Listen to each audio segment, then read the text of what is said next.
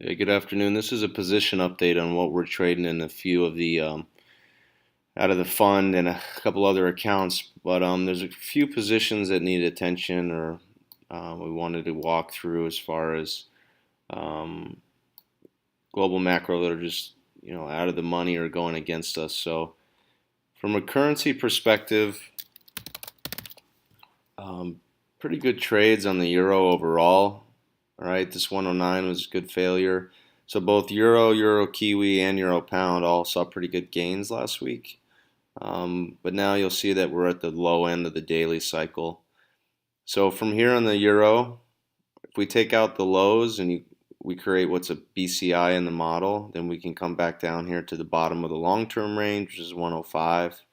If this daily cycle curls up and we start to take out the 106.80, 107 area, then we can rally to at least probably 107.45. That's kind of where we want to reestablish shorts. All right, and then it's the opposite on the dollar. So dollar index, we like this higher low. That was our call. We were long dollar lira, dollar peso down here. And so now we've had a bounce back towards a 30-day, and the same thing. It's whether this 8 is going to continue to drive the trend higher back into the highs from early in March, and or we're going to fail here at the 30, take out the 8, and then revisit these lows from a couple weeks ago. So that the currency market's been fine. Now we did have a lot of success here with the VIX. When we had this last S&P pullback, we covered our S&P puts at 2340, reshorted the VIX up here via UVXY puts. All right, it's the same game plan we've been doing all year, all of last year. You get these big rallies on UVXY, you buy the put spreads, and then we were covering into the lows. Redid the same thing here yesterday with some 16 strike puts. And I really like to reset more and go out 6 to 9 months if we trade up to 1920. Obviously, that's going to depend on S&Ps pulling back. And then the couple of trades that are out of the money for March, and then it causing some underperformance is exactly this here. With we had a great call, basically sold the high on oil, covered here into the flush, reshorted this last move down. We had some 45 puts out here longer term for a test of pi, and then we've had this counter trend bounce back with the cycle. So from here, this 51 area is pretty key. This whole area, if we're going to make a lower high and revisit that 46, 47 area, you can also see it on the 4-hour charts. This whole area, let me highlight this whole area is a sell zone. So I really hate stopping out up in here, but in a few accounts we had to, and I'm going to go ahead and actually, the accounts with a little bit more buying power and that are up on the year, we're going to be adding up in this area. So until you get all the way back above 53, I mean, this is still long term. This is the trend line, 53. As long as we're below 53, you're long term bearish. This has definitely been an intermediate term uptrend once we got above the bands here. So we're sitting through this intermediate term move, but playing for the longer term move back to 47 or maybe lower. And then also, it's kind of similar in treasuries. Treasuries is one of the most crowded short positions if you look at the CFTC options and futures and options positioning. So it's no wonder the market's having a hard time going down. But again, you can see anytime you get back towards the top end of the range, you want to be core short.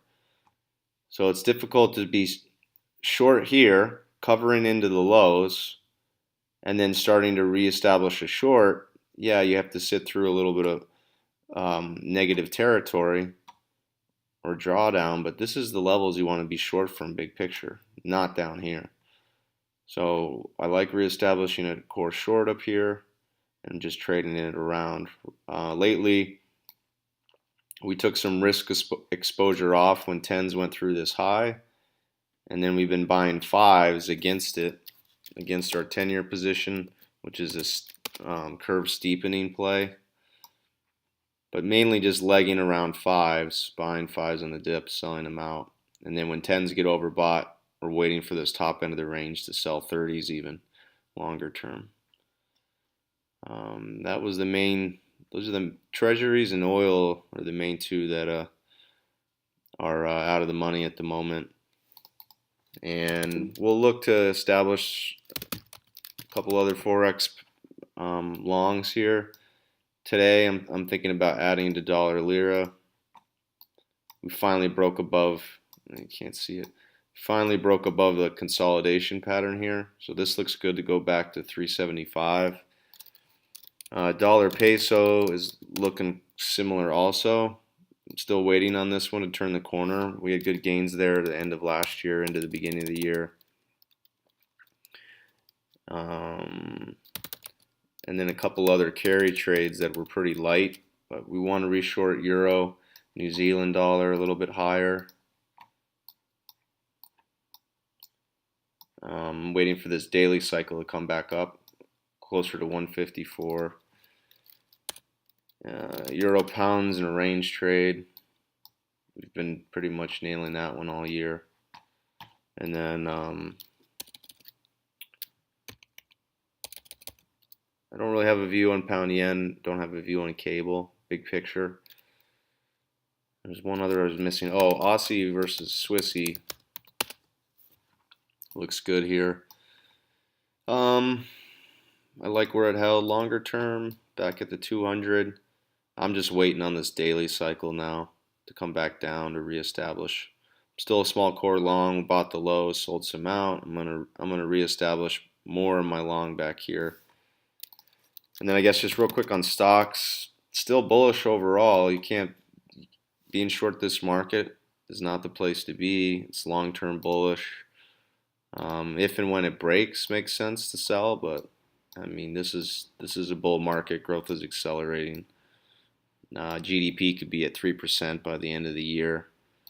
Most of the sell side's way behind the estimates. But if you use some real buy-side research, guys with real GDP tracking metrics, that's not just the Fed that has 2,000%, 2,000 basis point error quarter over quarter. Like if you're looking at Atlanta Fed GDP down at 0.9%, I mean it's just a joke. So growth is accelerating. Inflation actually is coming off, which is extremely bullish for growth. All the data keeps accelerating. But there's nothing bullish here to short. So anytime we get pullbacks, we've been playing the NASDAQ on the long side.